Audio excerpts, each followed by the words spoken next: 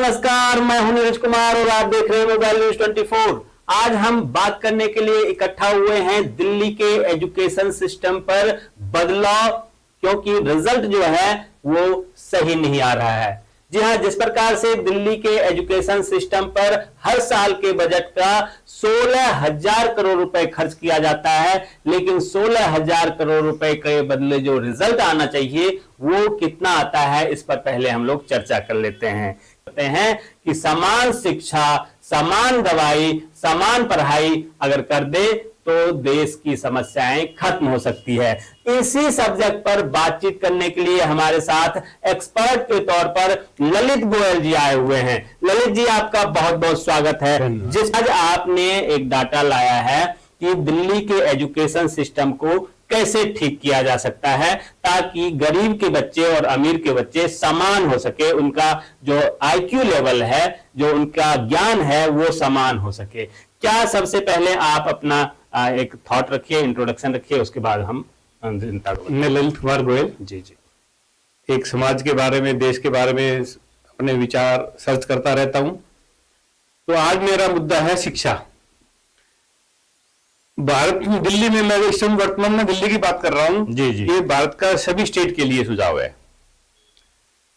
दिल्ली का शिक्षा का बजट इस साल का था 17,000 करोड़, 16,000 करोड़, 16,000 समथिंग, 16,300 समथिंग, 16,000 करोड़। और दिल्ली की आबादी आप लगा लीजिए 3 करोड़ के करीब, मतलब ज्यादा बैलेंस में। जी जी। और दिल्ली में वर्तमान में पार्षद शायद 280 है। मैं उनको डिवाइड करना चाहूंगा 2,000 पार्षदों में, 2,000 पार्षद के डिवाइड करा जाए, मतलब 2,000 लोग इसको मॉनिटर करें। दिल्ली के लोगों को 2,000 लोग अगर मॉनिटर करें तो अच्छे से मॉनिटरिंग जी।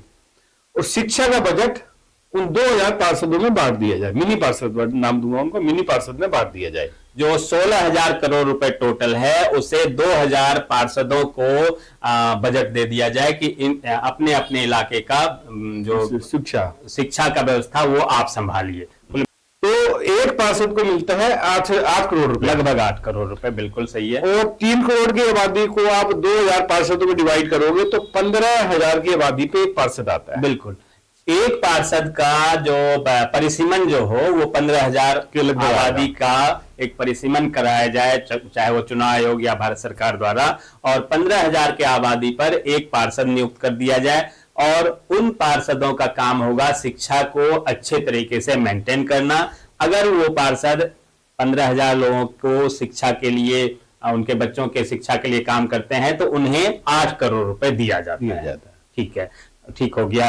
8 करोड़ रुपए में वो 15,000 लोगों के जो बच्चे हैं, कुल मिला के दिल्ली की अगर टोटल स्टूडेंट की बात एक बार कर लेते हैं तो वो लगभग 2,000 स्टूडेंट एक इलाके को क्योंकि 19 लाख स्टूडेंट है दिल्ली में, टोटल स्टूडेंट 38 लाख है। 38 लाख है, तो लगभग 1900 के आसपास रहता है, 19 पे। बिल्कुल, अगर 2,000 पार्षद है तो 1900 बच्चे स्टूडेंट एक पार्षद के आता है। 2,000 मान लेते हैं हम, 100 एक्स्ट्रा बना के मान लेते हैं। 2,000 स्टूडेंट पे 8 करोड़ रुपए खर्च किए जाएंगे और वो जो पार्षद हैं उसे वो मैनेज करेगा स्कूलों के जरिए। जी। तो जितने भी जो स्कूल है वो उसके एरिया में पढ़ता है या उसके पास में पढ़ता है, तो चाहे वो सरकारी है या प्राइवेट है जी। जो प्राइवेट स्कूल भी सरकारी जमीन है तो उसी के पास आ जाएगा, तो उसमें वो जो एक डीएवी स्कूल है, मदर टेरेसा है, बाल मंदिर है, जो जिसका लेवल कंपनियां, बिल्कुल जिसका लेवल है कि भाई आप बहुत अच्छा रिजल्ट देते हैं, उसके मॉनिटर में उस इलाके की सारे स्कूल को उसके मॉनिटरिंग में दे दिया जाए। अब वो पार्षद देगा, पार्षद की चॉइस होगी, बाल मंदिर को दे रहा है या डीएवी को दे रहा है। ठीक है, तो उसको वो अपना बजट दे देगा शिक्षा का। वो कंपनी जो है डीएवी स्कूल उसके एरिया में उसके बच्चों को पढ़ाएगी। अगर अच्छा नहीं पढ़ाएगी तो पार्षद पे दबाव होगा, वो कंपनी बदल सकती है। ठीक है। अगर कोई उसमें धांधली होता है, स्वाभाविक है कुछ अगर धांधली हो, ये एक रोटेशन दे दे कि भाई एक 2 साल का 3 साल का आपका हर बार एक आपका ऑडिट होगा, ऑडिट में अगर कुछ गड़बड़ी है तो हम अपने आप बदल जाएंगे, किसी और को ले आया जाएगा जो है।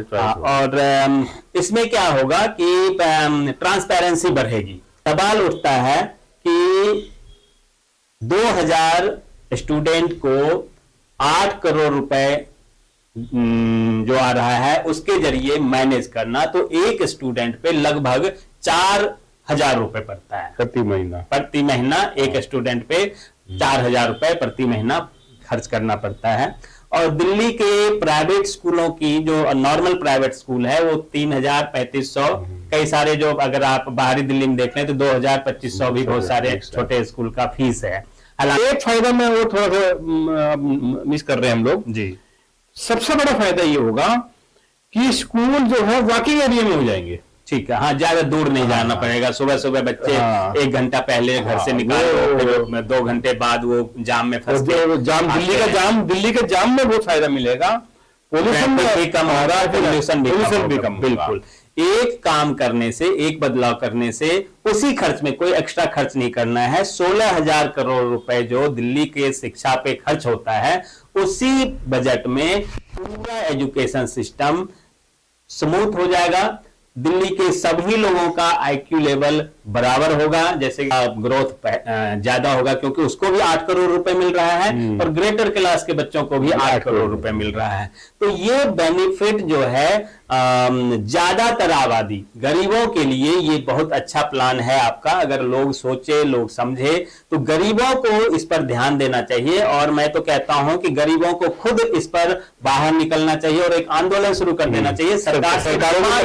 डिमांड शुरू कर देना चाहिए, क्योंकि अगर सरकार ऐसा डिसीजन थोपेगी तो पहले पॉलिटिकल क्राइसिस होगा कि सरकार सब स्कूलों को प्राइवेट किया जा रहा है, नहीं चलने देंगे, बंद करो, भ्रष्टाचार है, ये अदानी हो जाएगा, अंबानी हो जाएगा, मोदी का रिश्तेदार निकल आएगा, भाई भतीजावाद हो जाएगा, कई सारे आरोप लगेंगे। तो अच्छा ये होगा जी, आपके चैनल में मैं आया इसलिए हूं जी, मैं जनता को संदेश देना चाहता हूं जी, जनता को जोड़ना चाहता हूं जी। जनता का फायदा है तो इस मुद्दे पे जुड़े, तो ये मैसेज डाले। बिल्कुल, ये मैसेज एक बढ़िया सा मैसेज आप बताइए, जनता से क्या मैसेज देना चाहते हैं आप?